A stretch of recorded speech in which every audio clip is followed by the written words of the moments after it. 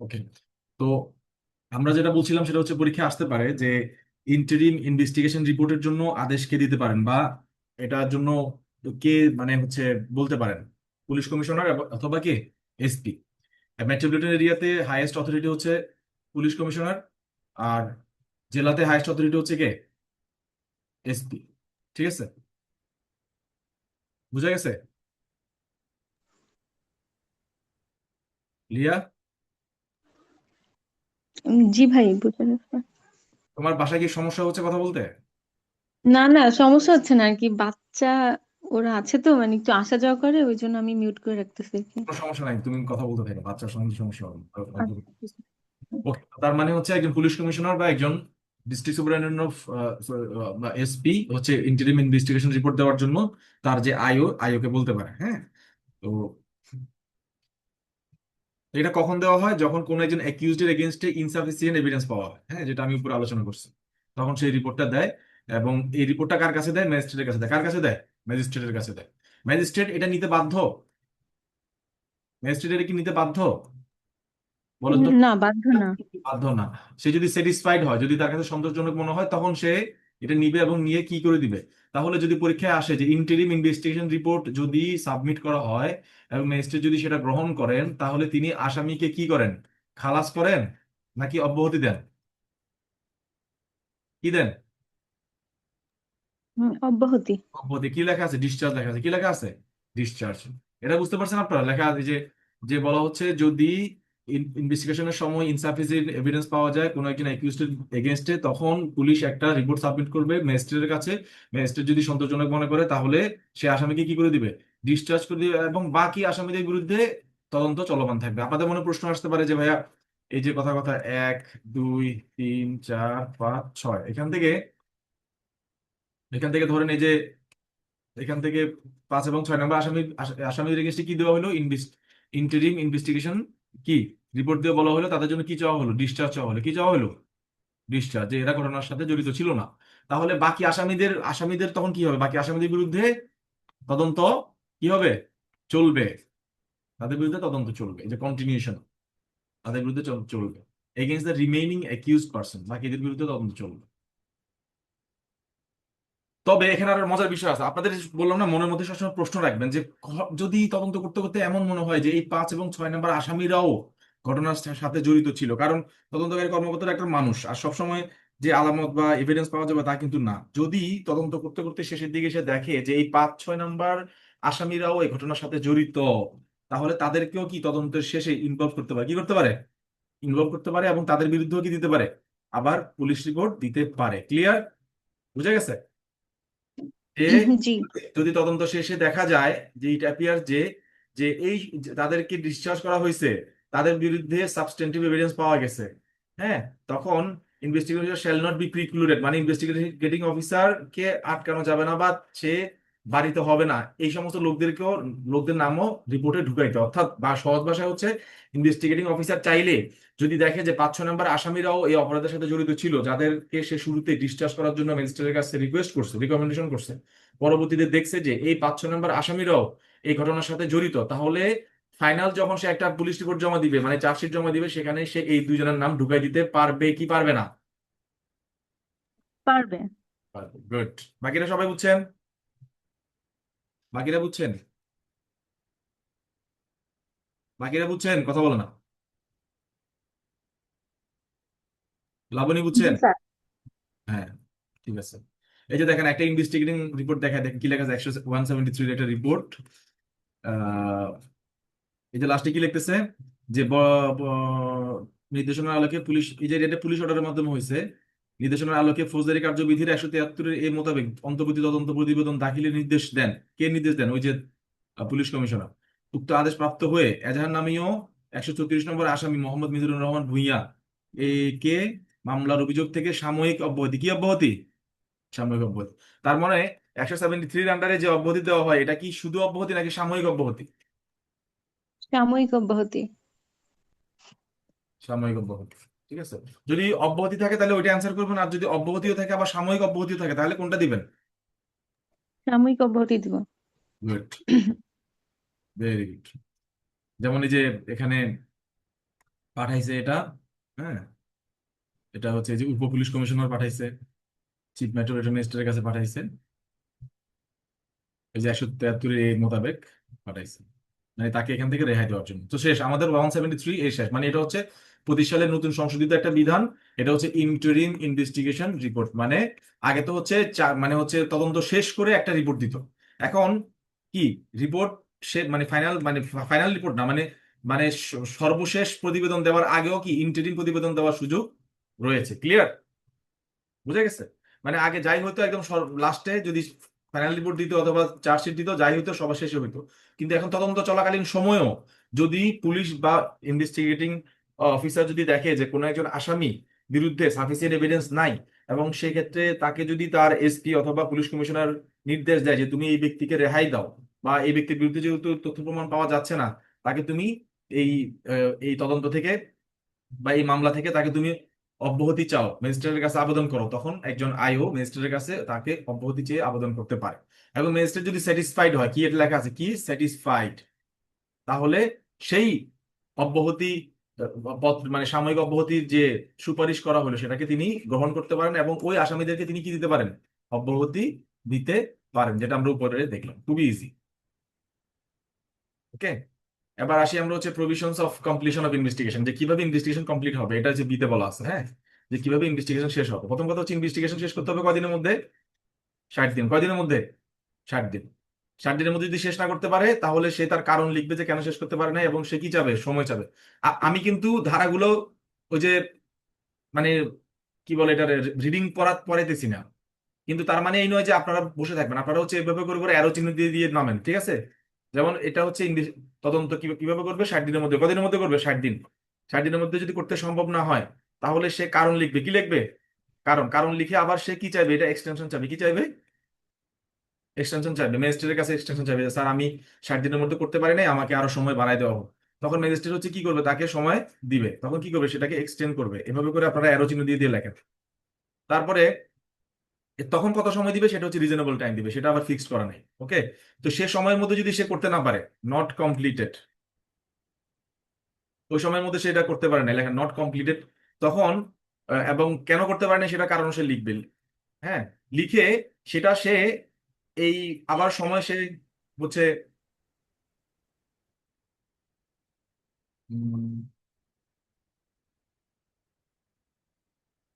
এবং সেটা সে কেন শেষ করতে পারে নাই এই কারণ টারণ লিখে তার যে সুপিরিয়র অফিসার আছে, যেমন একজন আইওর সুপিরিয়র অফিসার হচ্ছে তার ওসি, ওসির সুপিরিয়র অফিসার হচ্ছে circle SP, circle SP superior officer হচ্ছে এসপি, তাদের মাধ্যমে এটাকে ম্যাজিস্ট্রেটের কাছে পাঠাবে। ঠিক আছে? তো ম্যাজিস্ট্রেট তখন কি করবে দেখেন, ম্যাজিস্ট্রেট তখন তার এই এক্সপ্লেনেশন বা এগুলো শোনার পরে ম্যাজিস্ট্রেট কি করতে পারে, যে এই তদন্তটা অন্য কোনো আদার কোনো আইওকে দিয়ে করাবে, আদার আইও নিয়োগ করবে। যেহেতু সে পারে নাই, তাকে প্রথমে 60 ডেজ দিছে, পরে আরো সময় দিছে, সে দুইবার দুইবারের সময় সে পারে নাই, সুতরাং সে নতুন একটা আইও নিয়োগ করবে। এবং আগের যে আইও যে পারে নাই, এটাকে তার ইনকম্পিটেন্সি হিসেবে ধরা হবে। কি ধরা হবে? ইনকম্পিটেন্সি। এবং এটাকে মিসকন্ডাক্ট হিসেবে ধরা হবে, যে এটা তার একটা মিসকন্ডাক্ট, প্রফেশনাল মিসকন্ডাক্ট, অপেশাদার আচরণ। এবং এই বিষয়টা তার এসিআর, মানে অ্যানুয়াল কনফিডেন্সিয়াল রিপোর্ট, প্রত্যেকটা সরকারি কর্মকর্তার একটা এসিআর থাকবে, সেই এসিআর এ রিপোর্ট করার জন্য বলবে যে এই আইও হচ্ছে একটা অদক্ষ আইও, তাকে 60 ডেজ দেওয়ার সময় দেওয়া হয়েছিল, প্লাস তাকে আরো আমি কথা কথা আরো 60 ডেজ সময় দিছি বা 70 ডেজ সময় দিছি, এর মধ্যে সেটা সমাপ্ত করতে পারে নাই। সুতরাং সে যে একটা অদক্ষ আইও, এই বিষয়ে তার এসিআর এ একটা নোট নেওয়া হোক। তো এটা এটা কি কাজে লাগে, এটা হচ্ছে পরবর্তীতে তার কি হচ্ছে পদোন্নতিতে এটা একটা মানে একটা হচ্ছে ব্যাড রিমার্ক হিসেবে থাকবে। তো এই ভয়ে সে কি করবে, ওই 60 ডেজ এর মধ্যেই তদন্ত প্রতিবেদন জমা দিবে। তো এখানে চেক এন্ড ব্যালেন্সের একটা মানে হচ্ছে প্রভিশন আনা হয়েছে, এবং ক্ষমতাটা কাকে দেওয়া হয়েছে, কাকে দেওয়া হয়েছে, পুলিশকে নাকি ম্যাজিস্ট্রেটকে? ম্যাজিস্ট্রেটকে। বুঝা গেছে? ক্লিয়ার? এরপরে 6 বলতেছে যে তদন্ত শেষ করার পর the court is satisfied, court যদি মনে করে যে having regard to the materials on record, মানে তার কাছে যে রিপোর্ট বা তদন্ত প্রতিবেদন যা যা আছে, that any person name as an accused, যে একজন অ্যাকিউজড, তাকে অ্যাকিউজড মানে মামলার মধ্যে তাকে কোথায় রাখা হয়েছে, অ্যাকিউজড আকারে রাখা হয়েছে, আসামি হিসেবে রাখা হয়েছে। কি- কিন্তু ন্যায় বিচারের স্বার্থে তাকে আসলে সাক্ষী হিসেবে মানে কি করা উচিত, সাক্ষী হিসেবে ট্রিট করা উচিত। কি করা উচিত? সাক্ষী হিসেবে ট্রিট করা উচিত। আছে কি হিসাবে? আসামি হিসাবে। আছে কি হিসাবে? কথা বলেন। আসামি হিসাবে, কিন্তু তাকে কি কি হিসাবে ট্রিট করা উচিত? সাক্ষী হিসাবে। কেন এটা কেন করা হয় বলেন? এটা কেন করা হয়? কারণ সে অপরাধ যা কিছু করছে তার সাথে সে বেশি প্রত্যক্ষ করছে। কি করছে? প্রত্যক্ষ করছে। সুতরাং তাকে যদি সাক্ষী হিসেবে রাখা হয়, তাহলে পুরো ঘটনাটার সঠিক বিচার করা সম্ভব। তাহলে পুরো ঘটনাটা মানে একদম আদালতের সামনে পরিষ্কার হবে। তো এই সুযোগটা রাখা হয়েছে 6, এটা নতুন ঢুকানো হয়েছে। বলা হচ্ছে যে তদন্ত প্রতিবেদন শেষে, তদন্ত প্রতিবেদন গৃহীত হওয়ার পর, যখন ম্যাজিস্ট্রেটের কাছে মনে হবে যে একজন আসামি, হ্যাঁ, যে কিনা মানে একজন ব্যক্তি যাকে কিনা আসামি হিসেবে মামলাতে রাখা হয়েছে, কিন্তু তাকে যদি সাক্ষী হিসেবে রাখা হইতো, তাহলে ন্যায় বিচার করা সহজ হইতো। তখন তাকে কি করা হবে? The court May pass an order to that effect and such person shall be treated as witness. তখন সেই লোকটা কি হিসেবে ইয়া হবে? সাক্ষী হিসেবে কি হবে? ট্রিটেড হবে। এটাকে একটু একটু আপনারা স্মেল পাচ্ছেন আমরা কোন দিকে যাচ্ছি এখন? সেটা হচ্ছে কি রাজসাক্ষী। সাক্ষী, অ্যাকমপ্লিস, রাজসাক্ষী। অ্যাকমপ্লিসের ব্যাপারটা। হ্যাঁ হ্যাঁ, ভেরি গুড। এটা কে বলছে এখন কিসের ব্যাপার? নিশি। আচ্ছা, গুড। সেটাই আমরা এখানে, আমি আপনাদের জন্য একটু এটা আলোচনা করলাম, যদিও এখানে নাই। সেটা হচ্ছে আমার যে ওই যে একটা আপনাদেরকে হ্যান্ড নোট দিয়েছিলাম, ওটাতে পাবেন। এখানে আমি লিখছি যে আদালত যদি তদন্ত প্রতিবেদনের ভিত্তিতে মনে করে যে কোনো অভিযুক্তকে সাক্ষী হিসেবে গ্রহণ করা উচিত, তবে তাকে সাক্ষী হিসেবে বিবেচনা করা করা হবে। এখানে একজন অপরাধী বা অভিযুক্তকে অ্যাকমপ্লিস, সহযোগী অপরাধী থেকে অ্যাপ্রুভার রাজসাক্ষী করার সুযোগ আছে। মানে আমরা তাকে কি করতেছি? প্রথমে সে অ্যাকমপ্লিস হিসেবে রাখতেছি, সহযোগী অপরাধী। পরে আমরা তাকে এখন কি করে দিচ্ছি? অ্যাপ্রুভার করে দিচ্ছি। কি করে দিচ্ছি? অ্যাপ্রুভ। অ্যাপ্রুভার। মানে স্যার এটা আগে ইয়েতে ছিল, এভিডেন্সে ছিল, এখন মনে হয় মানে ট্রায়াল স্টেজে ছিল, এখন ইনভেস্টিগেশন স্টেজে ওইটা আনা হয়েছে। এই এই তো, তাই না স্যার? না, এটা কিন্তু ধরেন আপনার ট্রায়াল স্টেজেরই কথা। এই যে এখানে কি কে বলতেছে? কোর্ট বলতেছে না? কোর্ট। হ্যাঁ। তার মানে এটা কি এখন আর পুলিশের কাছে আছে? যে এর না, সাবমিশন হওয়ার কোর্টের কাছে। সাবমিশন হওয়ার পরে তো ট্রায়াল শুরু হবে নাকি? হ্যাঁ। তো তাইলে এটা কোর্টের কাছে চলে আসছে, মানে এটা ট্রায়াল স্টেজে আছে। ক্লিয়ার? মানে হ্যাঁ, ক্লিয়ার। পোস্ট পোস্ট ইনভেস্টিগেশন স্টেজে আছে, ট্রায়াল শুরু স্টেজে। তো এখানে বলা হচ্ছে, আমরা বলতেছি যে একটা লোক আসামি করে রাখা হয়েছে, বাট আমি সকল মানে চার্জশিট পড়ে সকল 161 অন্যান্য ডকুমেন্ট সব দেখার পরে মনে হইলো যে 6 নাম্বার আসামিরে যদি সাক্ষী হিসেবে রাখা হইতো, কি হিসেবে রাখা হইতো, তাহলে এই যে জাস্টিস কথা লিখছে, কি লিখছে? ইন্টারেস্ট অফ জাস্টিস, মানে ন্যায় বিচারের স্বার্থে। এই কথাটা কিন্তু সকল আদেশের মধ্যে থাকে। কি থাকে? ন্যায় বিচারের স্বার্থে তাকে জামিন দেওয়া হলো, ন্যায় বিচারের স্বার্থে সময় বাড়ানো হলো, ন্যায় বিচারের স্বার্থে এই করা হলো সে করা হলো, মানে everything in the name of. আমরা যেরকম সবকিছু আল্লাহর নামে করি, কোর্টে সবকিছু কার নামে হয়? In the name of interest of justice. ন্যায় বিচারের স্বার্থে, ন্যায় বিচারের স্বার্থে। ঠিক আছে? আপনি যাই লিখবেন দেখবেন যে স্যার আমি ন্যায় বিচারের স্বার্থে করছি। ঠিক আছে, এটা এটা বলা হয় আর কি। ওকে। তো এখানে বলা হচ্ছে যে ন্যায় বিচারের সাথে একটা লোক আসামি আছে, কিন্তু ন্যায় বিচারের সাথে তাকে যদি কি করা হয়, উইটনেস হিসেবে রাখা হয়, তাহলে কি হবে? তাহলে এটা সঠিক বিচার হবে। যদি কোর্টের কাছে মনে হয়, তাহলে কোর্ট সেরকম আদেশ দিবে, এবং ওই লোক এখন থেকে কি, তাকে কি হয়ে যাবে? সে আসামি থেকে কি হয়ে যাবে? সাক্ষী হয়ে যাবে। ওয়েটনেস হয়ে যাবে। তাহলে সে ছিল হচ্ছে অ্যাকমপ্লিস। কি ছিল? অ্যাকমপ্লিস। এখন হয়ে যাচ্ছে কি? অ্যাপ্রুভার। অ্যাপ্রুভাইজ হয়ে যাবে। এটাকে আমরা বলি কি? রাজসাক্ষী। কি সাক্ষী? রাজসাক্ষী। রাজসাক্ষী। হ্যাঁ, ছিল সহযোগী অপরাধী, এখন হইতে হচ্ছে অ্যাপ্রুভ। আমি আপনাদের জন্য এটা এখানে লিখছিলাম। সুযোগ আছে এভিডেন্স অ্যাক্টের 133-এ, এবং আমাদের কি ওই যে অনুমান করার যে 114B, মানে এভিডেন্স অ্যাক্টের যে অনুমানের বিধান রেখেছে সেটা সেখানে আছে। আর সিআরপিসি দেখবেন 337 এবং 338 অনুযায়ী এটা প্রাসঙ্গিক। ওকে। তো এখন দেখেন, এখানে বলা হচ্ছে যে শুধুমাত্র অ্যাকমপ্লিসের স্বাক্ষর উপরে কিন্তু সাজা দেওয়া যাবে না। এটা অবশ্যই কি হইতে হবে? কি হইতে হবে? পড়াইছি, বহুত দিন পড়াইছি। কারাবরণের হওয়া লাগবে। গুড। কোরাবোরেট ভালো। তবে কেউ যদি কোরাবোরেশন না করে যদি সাজা দিয়ে দেয়, সেটা কিন্তু আনলফুল হবে না। কি হবে না? আনলফল হবে না, কিন্তু আমাদের হায়ার কোর্টের প্রেসিডেন্ট গুলো আমরা দেখতে পাই যে বারবারই বলা হচ্ছে কারাবরেট করে দেওয়ার জন্য। হ্যাঁ, আনলফুল হবে না। শুনো, আনলফুল কিন্তু এক জিনিস, আর ইনজাস্টিস কিন্তু আরেক জিনিস। ঠিক আছে? আনলফুল হ্যাঁ, ইকুইটি। আনলফুল হবে না, তবে কি সেটা কি হবে? ইনজাস্টিস হবে, এবং সেটা আপিলে গেলে কিন্তু রিভার্স হয়ে যাবে, টিকবে না। ওকে, গুড। তাইলে আমরা 173-এর 6-তে এই প্রথম এই যে রাজসাক্ষী করার যে একটা ব্যাপার, সেটা সরাসরি কোর্টের হাতে ক্ষমতা দিয়ে দেওয়া হইল, মানে প্রসিজারের মাধ্যমে, প্রসিজারাল ল এর মাধ্যমে। ঠিক আছে?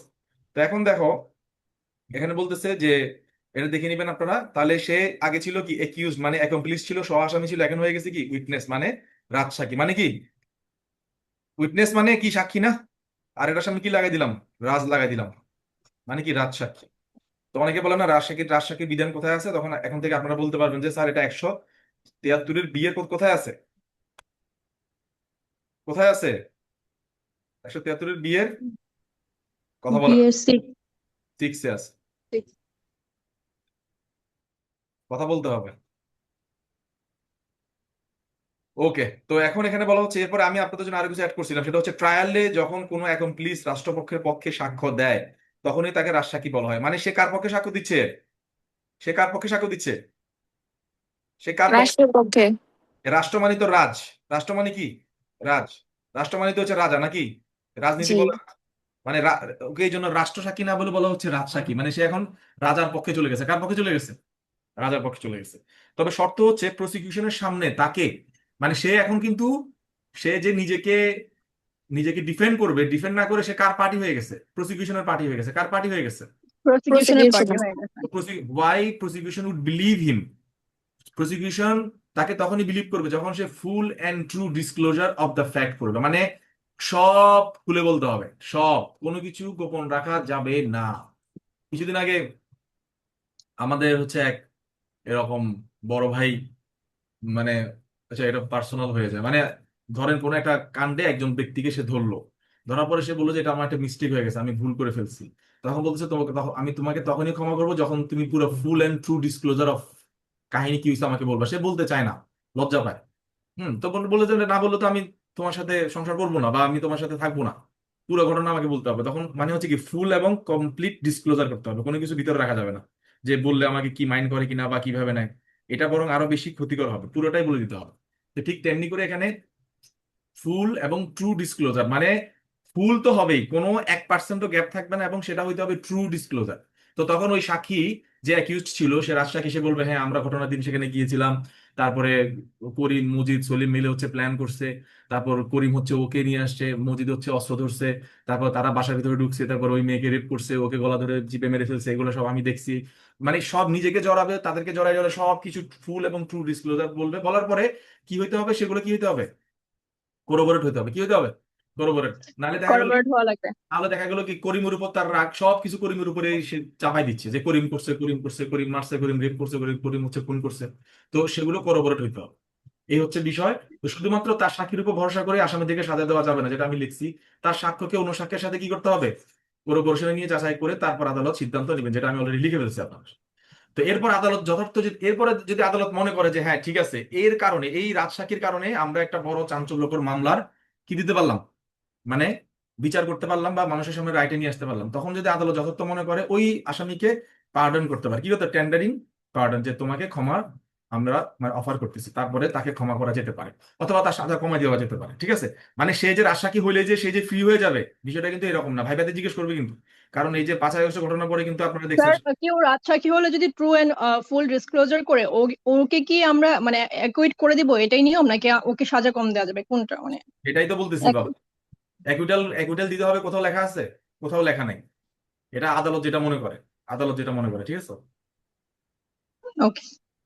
আদালত যেটা মনে করে, দেখা গেলো কি, মানে আপনি যদি অ্যাকুইটাল দেন তাহলে তো সবাই এরকম খুন করে এসে বললো যে আমি রাজসাক্ষী হব নিজেদের বাঁচানোর জন্য। আদালত যদি মনে করে যে না, সে আসলে অনুতপ্ত, বা তার অপরাধের ধরন একটু কম, হ্যাঁ, বা হচ্ছে সে তার কারণে বরং আসল অপরাধীকে ধরতে পারছি, তখন আদালত যদি বাকিদেরকে যাবজ্জীবন দেয়, একে 2 বছর দিবে, একে 3 বছর দিবে, বা একে 6 মাস দিবে, বা একে একদম ক্ষমা করে দিতে পারে, অনেক কিছু করতে পারে। ক্লিয়ার? আদালত, এটা জি আদালত, স্যার, ক্লিয়ার। আদালতের ইচ্ছা, আদালত পার্ডন টেন্ডার করতে পারে, নাও করতে পারে। রাজশাহী হইলে যে সে বেঁচে যাবে, বিষয়টা এরকম না। এরপর দেখেন, এরপর এখানে কিছু নাই। আচ্ছা এখানে দেখেন, যদি মানে if upon conclusion of the trial, trial শেষ হওয়ার পর, হ্যাঁ, শেষ হওয়ার পর the court finds that the IO either negligently, অবহেলা করে, অথবা intend to protect any person, কোনো ব্যক্তিকে বাঁচাই দেওয়ার জন্য, কি থেকে, ফৌজদারি অপরাধ থেকে বাঁচাই দেওয়ার জন্য, fail to collect or consider any admissible evidence, গুরুত্বপূর্ণ কোনো সাক্ষ্য সে নিতে ব্যর্থ হয়েছে। এই জন্য আপনাদেরকে বলি যে আমি যে এই যে ধরেন 154 থেকে 100 ধরেন 78 পর্যন্ত এগুলো 9টা ক্লাস করে, বা 9টা না 6টা ক্লাস করাচ্ছি, কেন জানেন? পুরো সিআরপিসি এগুলো নিয়েই ঘুরে। কি বলছি, মানে কোর্ট, মানে পুলিশ রিলেটেড সিআরপিসি, যেটা মানে পুলিশ, উকিল এবং কোর্ট ম্যাজিস্ট্রেট, এই এই রিলেটেড পুরো প্রভিশন গুলো কিন্তু এটার মধ্যেই আটকা। আর বাকিগুলো আর হচ্ছে, জুডিশিয়ারির কোশ্চেন অ্যানালাইজ করলে দেখা যায় প্রত্যেকবারে এই 14 নম্বর চ্যাপ্টার থেকে দুটো কোশ্চেন থাকে। হ্যাঁ, এইটাই হচ্ছে, এবং ভাইবাতে জিজ্ঞেস করবে। ধরেন আপনি হচ্ছে সিআর কেস, ট্রায়াল, চার্জ, হ্যাঁ, আপিল, রিভিউ, রিভিশন ফাটায় পারেন, হ্যাঁ, সামারি সামারি ট্রায়াল টায়াল সব পারেন, কিন্তু এখানে এখানে এসে আপনি আমতা আমতা আমতা আমতা করেন, তখন কিন্তু আপনার সিআরপিসির উপর দখল সে কি হয়ে যাবে, রাইট? এই জন্য এটাকে আমি একদম ডিটেইলে, মানে একদম ম্যাটিকুলাসলি পড়াইছি। আই হোপ আপনারা যারা আমার ক্লাস মনোযোগ সহকারে করছেন, আই হোপ যে আপনারা এটাতে কনফিডেন্ট ফিল করবেন। তো বলা হচ্ছে যে এটার সাথে ঘটনাটা কি, আপনারা কি নোট করতেছেন নাকি আমার জাস্ট আমার কথা শুনতেছেন? আমি কিন্তু নোট করছি স্যার। সবার নোট দেখবো, কিন্তু নোটের ছবি তুলে পাঠাবেন, নাহলে আপনাদেরকে ওই যে মুক্তভাবে ব্যাট দিয়ে পিটাই পিটাই পড়াইতো না এরকম, এখন তো এটা করা সম্ভব না, হুইপিং বাদ দিয়ে দিচ্ছে, আপনাদেরকে আমি কোয়েশ্চেন দিয়ে দিয়ে পড়াবো যে আপনারা আমাকে নোটের ছবি দিতে হবে। তো এখানে দেখেন বলা হচ্ছে আইও তদন্ত, মানে ইফ আপন কমপ্লিশন অফ ট্রায়াল, এটা কখন? ট্রায়ালের পরে, তার মানে আইও কে কখন ধরা হচ্ছে? ট্রায়ালের পর। ট্রায়ালের পরে কোর্ট যদি মনে করে যে আইও ইনভেস্টিগেটিং অফিসার, আইও অবহেলার কারণে হোক অথবা কাউকে ফৌজদারি অপরাধ থেকে বাঁচা দেওয়ার কারণে হোক, এটা হয় না অনেক সময় পত্রিকা রিপোর্ট আসে না যে পুলিশ ইচ্ছাকৃতভাবে চার্জশিট থেকে নাম বাদ দিয়ে দিছে, আসে না এরকম নাম আসে না? যে ধরেন আহ বড় একজন শিল্পপতি, সাথে অনেকে আসামি আছে, শিল্পপতির নাম বাদ, কেন? কারণ মানে কিছু একটা এখানে ঘটছে। তো এরকম যদি ম্যাজিস্ট্রেট বা সরি এখানে কোর্ট বলছে, মানে ট্রায়াল তো কোর্টই করতেছে, যদি মনে করে যে যে একজন আইও কাউকে বাঁচায় দেওয়ার জন্য অথবা অবহেলার কারণে গুরুত্বপূর্ণ কোনো এভিডেন্সকে সে কালেক্ট করতে অথবা কনসিডার করতে ব্যর্থ হয়েছে। প্রথম হচ্ছে কনসিডার করা, যে তার কাছে মনে হয় না যে এটা গুরুত্বপূর্ণ সাক্ষ্য, অথবা সেটা কালেক্টই করে নাই, এক, অথবা সে যাকে আসামি করা দরকার ছিল তাকে সাক্ষী বানাই দিচ্ছে। দেখেন কত বড়, মানে কত বড় ডেঞ্জারাস জিনিস, কিভাবে বাঁচাই দিচ্ছে। মানে একটা লোক হওয়ার কথা ছিল কি আসামি, কি হওয়ার কথা ছিল আসামি, আসামি। তাকে কি বানাই দিছে? সাক্ষী। সাক্ষী বানাই দিছে। তো এই মানে পুরো তাকে বাঁচাই দিল না, অথচ হুম। আসামি থেকে সাক্ষী হবে না, সাক্ষী থেকে আসামি হবে, এইটা সম্পূর্ণ কার এখতিয়ার? আদালতের। কার এখতিয়ার? যেটা আমরা উপরে দেখি। আদালতের। তো সে এখানে বাঁচাই দেওয়ার জন্য সে এটা করলো। আরেকটা হচ্ছে fail to examine any material witness, মানে আমি ধরেন এজাহারে তিনটা উইটনেসের কথা বলছি, এক দুই তিন বলছি, এরাই ঘটনার সাথে জড়িত, সে শুধু এক এবং দুই একটা নিছে, তিন একটা সে নেয় নাই। তাহলে ম্যাটেরিয়াল উইটনেস কাকে বলবো বলেন তো? Who's material witness? যে যার নাম এজাহারে আমি লিখেছি, তার মানে সে নিশ্চয়ই ঘটনা দেখেছে, এবং আমি তো এজাহারে লিখছি যে এক দুই তিন নম্বর সাক্ষীর সামনে আমাকে মাথায় বাড়ি দেয়, তাহলে তিন নম্বর সাক্ষী সেখানে ছিল, সে ম্যাটেরিয়াল উইটনেস। কিন্তু সে ম্যাটেরিয়াল উইটনেস কে এক্সামিন করতে কি হয়েছে? ব্যর্থ হয়েছে, উইদাউট জাস্টিফিকেশন, কোনো কারণ নেই। জিজ্ঞেস করলাম যে কেন তুমি নাও নাই, বল স্যার ভুল হয়ে গেছে। তিন নম্বর সাক্ষী কি বিদেশ ছিল? না স্যার। কোথায় ছিল চেক করছিল? না স্যার। তাহলে নাও নাই কেন? কোনো উত্তর নাই, তার মানে সে ফেল করছে। He fail to examine a material witness without justification, কোনো জাস্টিফিকেশন সে দিতে পারছে না। তখন the court may record a finding to that effect, court তখন একটা রেকর্ড লিখবে, কার বিরুদ্ধে লিখবে? আইওর বিরুদ্ধে। মানে কোর্টের একটা অবজারভেশন, রেকর্ড মানে বলতে এখানে কি, এখানে কি কি কি হবে? এটা অবজারভেশন, মানে আইওকে নিয়ে কোর্টের একটা পর্যবেক্ষণ আসবে। ওকে, বুঝা গেছে? একটু বুঝছেন? জি স্যার। গুড। না বুঝলে সাথে সাথে আমাকে আটকাই দিবেন, না বুঝলে সামনে আগাবেন না। তখন the court may record a finding to that effect, court এই নিয়ে একটা অবজারভেশন রেকর্ড করবে। ট্রিট সাচ অ্যাক্ট, এই যে যে কাজটা সে করলো, মানে উপরে, অথবা অমিশন অথবা মিসকন্ডাক্ট অথবা ইনকম্পিটেন্স, অনেক কথা। যেমন এক মানে হচ্ছে সে হচ্ছে একজনকে আসামি থেকে উইটনেস বানাই দিল, অমিশন মানে হচ্ছে ইচ্ছাকৃতভাবে সে সাক্ষ্য নেয় নাই, মিসকন্ডাক্ট মানে হচ্ছে সে এই যে ম্যাটেরিয়াল উইটনেসকে এক্সামিন করতে ফেল হয়েছে, ইনকম্পিটেন্স মানে হচ্ছে পুরো ব্যাপারে সে অদক্ষতা পরিচয় দিচ্ছে। তখন এগুলা দেখবে, দেখার পর ডাইরেক্ট দ্য কন্ট্রোলিং অথরিটি, তার মানে একজন আইআর কন্ট্রোলিং অথরিটি কে? ওসি, ওসির কে? সার্কেল এসপি, সার্কেল এসপির কে? এসপি, এসপির কে? ডিআইজি, হুম, ডিআইজির কে? আইজি, আইজির কে? মানে হোম মিনিস্ট্রি, ঠিক আছে? মানে এগুলো হচ্ছে কন্ট্রোলিং অথরিটি, তাদের কাছে কি করবে? তো controlling authority to take appropriate legal action, কি লিগাল অ্যাকশন তার বিরুদ্ধে নিবে against the officer in accordance with law. ওই অফিসারের বিরুদ্ধে আইনগত ব্যবস্থা নেওয়ার জন্য ওই কন্ট্রোলিং অথরিটিকে ম্যাজিস্ট্রেট কি করতে পারে? চিঠি লিখতে পারে বিস্তারিত অবজারভেশন দিয়ে। ক্লিয়ার? জি স্যার। তাহলে যদি পরীক্ষায় আসে যে যদি কোনো ইনভেস্টিগেটিং অফিসার বা কোনো তদন্তকারী কর্মকর্তা ইচ্ছাকৃতভাবে কোনো গুরুত্বপূর্ণ সাক্ষীকে যদি সাক্ষ্য মানে পরীক্ষা করতে ব্যর্থ হন, তাহলে তার বিরুদ্ধে কি প্রতিকার নেওয়া যায়? কি প্রতিকার? কে প্রতিকার নেবে? হায়ার অথরিটির কাছে ম্যাজিস্ট্রেট চাইলে চিঠি দিতে পারবে। ম্যাজিস্ট্রেট, মানে এটা কোর্ট, কোর্ট বিচার করে কোর্ট, সরি, ম্যাজিস্ট্রেট কোর্ট। পার্থক্য আছে শুনেন। যখন বিচারে চলে আসবে তখন আমরা ওই ম্যাজিস্ট্রেটের নাম কি বলবো? কোর্ট। কোর্ট বলবো। আর যখন তদন্ত এইগুলোর মধ্যে থাকবে তখন আমরা কাকে কি বলবো? ম্যাজিস্ট্রেট বলবো, ঠিক আছে? জি স্যার। ট্রায়াল শুরু হয়ে গেলে বিচার না, জি ট্রায়াল জি ট্রায়াল মানে বিচার না। জি। তো বিচার যে করে তার নাম কি? বিচারক, বিচারক। মানে বিচারক নাকি? মানে বিচারক জি। রক করে, রক করে, মানে বিচারক রক করে, কাজে বিচারক ইউ রক, এ হচ্ছে বিষয়। ওকে, বিচারক, রকস্টার। আপনার রকস্টার কারা কারা দেখছেন? আমি দেখছি। আপনি কে? আমি মালিহা। মালিহা? ও আচ্ছা, অন্তরা মালিহা, হ্যাঁ। আচ্ছা, আমাদের এখানে নতুন করে জয়েন করছে মালিহা। উনি হচ্ছে ঢাকার যশোরের অ্যাডভোকেট। উনি অনেক ব্রিলিয়ান্ট, আমরা আশা করি উনি কিছুদিনের মধ্যে ড্যান্স জয়েন করবেন যদি তিনি চেষ্টা করেন আর কি, ইনশাআল্লাহ। তো এই হলো, এই গেল। তার মানে তার মানে এখানে আমরা কয়টা কাজ পাইলাম, মানে জাস্ট মনে রাখার জন্য একাডেমিক আলোচনার জন্য, সেটা হচ্ছে যদি দেখা যায় যে সে কোনো ব্যক্তিকে ফৌজদারি দায় হতে বাঁচানোর জন্য গুরুত্বপূর্ণ কোনো এভিডেন্স কালেক্ট করে নাই, এক, হ্যাঁ, অথবা কোনো একজন আসামিকে সাক্ষী হিসেবে ট্রিট করছে, তার চার্জশিটের মধ্যে তাকে সাক্ষী বানাই দিছে, বলছে যে সে তো আসলে এটার সাথে জড়িত না, তার সাক্ষী হওয়া উচিত ছিল, এরকম।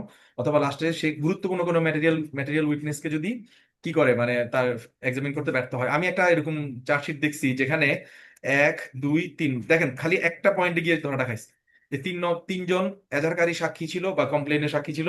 সে 3 নাম্বার যে সাক্ষী, তাকে এক্সামিন না করেই তার একটা রিপোর্ট জমা দিয়ে দিচ্ছেন। ধরেন একটা ফাইনাল রিপোর্ট জমা দিয়ে দিল।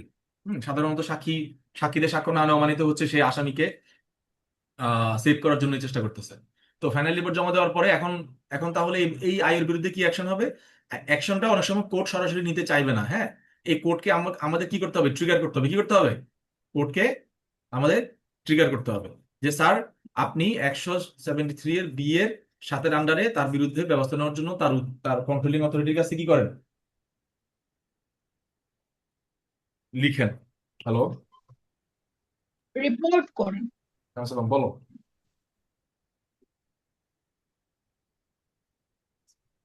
আচ্ছা, আমি ক্লাস করাচ্ছি, পরে ফোন দিচ্ছি। হ্যাঁ, মানে ওখানে একটা দরখাস্ত দিলেই হবে। এটা কোর্ট সুমোটো করতে পারে, আবার আপনারা চাইলে কোর্টের সেই অ্যাকশনটাকে সেট ইন দ্য মোশন করতে পারেন, মানে কোর্টকে ট্রিগার করতে পারেন যে স্যার এটা আপনি করেন। বোথ ওয়েতে এটা কাজ করে, কোনো সমস্যা নেই। এরপর হচ্ছে পুলিশ টু এনকোয়ার, এন্ড এটা যে সবসময় যেটা আসে 174 সুইসাইডের উপর একটা এমসিকিউ সবসময় আসে, এটা আপনারা জানেন। এটা এক্সিকিউটিভ ম্যাজিস্ট্রেট করে, এটাতে আমি আর কিছু যাবো না। সেটা হচ্ছে ওসি যদি তথ্য পায় যে কেউ একজন মরে গেছে, কেউ কাউকে মেরে ফেলছে, বা কোনো প্রাণী দ্বারা মারা গেছে, বা অ্যাক্সিডেন্ট দ্বারা মারা গেছে, বা অন্য কোনো কারণে মারা গেছে, মানে মারা গেছে, ঠিক আছে, মারা গেছে, মেরে ফেলছে, সুইসাইড করছে, প্রাণী মেরে ফেলছে, কুমিরে টেনে নিয়ে গেছে, হোয়াট এভার, মানে সে মারা গেছে। তো মারা গেলে যে কি হবে? সে হচ্ছে নিকটস্থ এক্সিকিউটিভ ম্যাজিস্ট্রেটকে সে এটা জানাবে, যিনি কি করতে পারেন? সুরত হলের ইনকোয়েস্টের জন্য যাইতে পারেন। এবং সেখানে তিনি, মানে এখন হচ্ছে যে কি যে মানে আয়ো, ঠিক আছে, সেখানে সে যাবে। তারপর হচ্ছে সেখানে আরো দুই দুই বা ততোধিক লোকের হচ্ছে তাদের সাথে কথা বলবে, একটা ইনভেস্টিগেশন করবে, একটা রিপোর্ট আঁকবে, তারপর হচ্ছে গায়ে কোনো উন্স বা ফ্র্যাকচার বা ব্রুইসেস আছে কিনা, হ্যাঁ, সেগুলো সে লিখবে। হ্যাঁ, লিখে তারপরে বা কোনো ওয়েপন কালেক্ট করা হয়েছে কিনা এগুলো লিখে টিকে তারপরে সে তার রিপোর্টটা তৈরি করবে ম্যাজিস্ট্রেটের সম্মুখে থেকে। আর যদি যুদ্ধ লাগে, ধরেন এখন আমাদের সাথে কোনো দেশে যুদ্ধ লাগছে, যুদ্ধে মারা গেছে, ঠিক আছে, যুদ্ধে মারা গেলে কিন্তু এই সমস্ত কি, এই সমস্ত রিপোর্ট করা লাগবে। যুদ্ধে মারা গেলে 174 করতে হবে। স্যার এটা কি এই মিনি অ্যাকশন বলা হচ্ছে যুদ্ধেরটাকে? হ্যাঁ হ্যাঁ হ্যাঁ, এটাই তো ওয়ার। এনিমি তো বাইরেরই নাকি, নাকি ঘরের মধ্যে শত্রু? বাইরের যুদ্ধ, ঠিক আছে, যুদ্ধ লাগলে এটা করা লাগবে না। কারণ দেখা গেছে যে যে করবে এক্সিকিউটিভ ম্যাজিস্ট্রেট ওসি, তারাই আর সবার আগে বোম খায় মরে গেছে। তো এই জন্য এটা করা লাগবে না। স্যার আমার আরেকটা কোশ্চেন ছিল। হ্যাঁ, বলেন। স্যার এখানে বলা হচ্ছে না যে যে কোনো মানুষ এনিমাল বা যে কোনো ভাবে যদি মৃত্যু হয় সেটা আনন্যাচারাল ডেথ হবে। So, আমরা তো মার্ডারেও স্যার দেখি যে যে কেউ মারে, অন্য কেউ মারে, তখনই তো 302 এর আন্ডারে যায়। তখন তো সেটা আমরা বিপি ফর্ম 27-এ রিপোর্ট করি, মানে এজাহার হয়। তো আমরা তো ইউডি কেস গুলো 48-এ হচ্ছে লিপিবদ্ধ করি। তাহলে তো সবগুলোই তো কেউ না কেউ মার্ডার করছে, তাহলে আমরা কোনটা ইউডি কেস হিসেবে রেকর্ড করবো আর কোনটাকে নর্মাল মার্ডার হিসেবে রেকর্ড করবো? ইউডি কেসের উপরে আমি আলাদাভাবে একটা একটা একটা নিব, সেটা হচ্ছে মার্ডার করানোর সময়, ঠিক আছে। জাস্ট মনে রাখেন যে হচ্ছে ইউডি কেস মানে হচ্ছে কি আনন্যাচারাল ডেথ, কেউ তো কেউ না মার্ডার করছে, কিন্তু মার্ডারকারীকে কোথাও পাওয়া যাচ্ছে না, ঠিক আছে। আবার কিছু কিছু সময় বোঝা যায় যে এটা একটা আনন্যাচারাল ডেথ হচ্ছে। তো এটা মানে অনেকটা সময় হচ্ছে তদন্ত করার পর, মানে তদন্তকারী কর্মকর্তারা আর যখন কোনো ক্লু পায় না, তখন তারা ইউডি কেস হিসেবে এটাকে নেয়। এখন আপনার কাছে যদি ক্লু থাকে, আপনি তো আর শুধু শুধু এটাকে ইউডি কেস হিসেবে নেবেন না। আবার ইউডি কেস চাইলে কিন্তু কোর্ট চাইলে এটাকে আবার মার্ডার হিসেবে কি করতে পারে, মানে হ্যাঁ, তখন যদি ইনভেস্টিগেট করে যদি মার্ডারকে ডিটেক্ট করতে পারে তখন 27-এ তখন লিপিবদ্ধ করে। কিন্তু আমি বুঝি না যে কোনটাকে আমি ইউডি কেস হিসেবে নিবো আর কোনটাকে আমি নিব হচ্ছে মার্ডার, মানে 27-এ নিব সেটা ডিটেক্ট। সেটা ওসিরাও ওই সময় বুঝে না। হ্যাঁ, এটা মানে প্রত্যেকটা এটা কোনো স্ট্রেট জ্যাকেট ফর্মুলা নাই, মানে পরিস্থিতি যেভাবে দাঁড়ায়। তারপরে আমরা কেস করবো, বেস করে করে আপনাদের কিছু কিছু মানে এক্সাম্পল দাঁড় করাই দিব, যদি পরীক্ষা আসে অ্যান্সার করতে পারবেন। ঠিক আছে? জি স্যার। Okay. তো তার মানে হচ্ছে এনিমি অ্যাকশনে যদি কেউ মারা যায় তাহলে তার সুরত হাল করার কোনো দরকার নাই। ওকে, এটা হচ্ছে যদি পরীক্ষা আসে নিম্নের কোন ক্ষেত্রে সুরত হাল করার প্রয়োজন নাই। হ্যাঁ, তো এরকম আসতেছে যে ধরেন মার্ডার, হ্যাঁ মার্ডার, তারপরে কুমিরে খেয়ে ফেলছে, সুইসাইড, যুদ্ধ, উত্তর কোনটা হবে? যুদ্ধ। হুম। তো সেই রিপোর্টটা ওই যে পুলিশ অফিসার গেছে, মানে সে স্বাক্ষর করবে এবং অন্যান্য যে সাক্ষীরা ছিল তারা স্বাক্ষর করবে, এবং পরবর্তীতে সেই রিপোর্টটা কাকে পাঠাবে? ডিএম কে পাঠাবে, মানে ডিস্ট্রিক্ট ম্যাজিস্ট্রেটকে পাঠাবে। আর যদি কারো মৃত্যু নিয়ে ডাউট থাকে, কি থাকে, ডাউট থাকে, তাহলে তখন সিভিল সার্জনের কাছে এটা পাঠাবে। কি করার জন্য? পোস্টমর্টম করার জন্য। আর যদি ফিট অ্যাকশন হয় মানে হচ্ছে পচন। এটা মানে কি? ফিট অ্যাকশন মানে হচ্ছে কি, শরীরে যদি পচন পচন ধরার শুধু মানে পচন ধরা শুরু হয় তাহলে এই ধরনের পরীক্ষা করার দরকার নেই, যে এক্সামিনেশন ইউজলেস। এটা জানা দরকার, এটা নর্মাল বিষয়। আর কিছু নাই এখানে। এবার হচ্ছে 175 সামন, মানে যারা ওই যে ইনকোয়েস্ট করার সময় যে সমস্ত সাক্ষীরা ছিল তাদেরকে চাইলেই সমন দিয়ে ডাকতে পারবে। হ্যাঁ, তারা অ্যাপিয়ার হবে, তারা যে অ্যাকোয়াইন্টেড ছিল এটার সাথে, তারা দেখছে, তাদেরকে ডাকতে পারবে। এবং shall be bound to attempt to answer any, মানে এবং মানে তারা যে কোনো প্রশ্ন তাদেরকে করলে সেটা তারা উত্তর দিতে বাধ্য থাকবে। এগুলো অত ইম্পর্টেন্ট না। তবে তাদেরকে পুলিশ অফিসার বা ম্যাজিস্ট্রেটের কাছে যাওয়ার কোনো মানে দরকার নেই।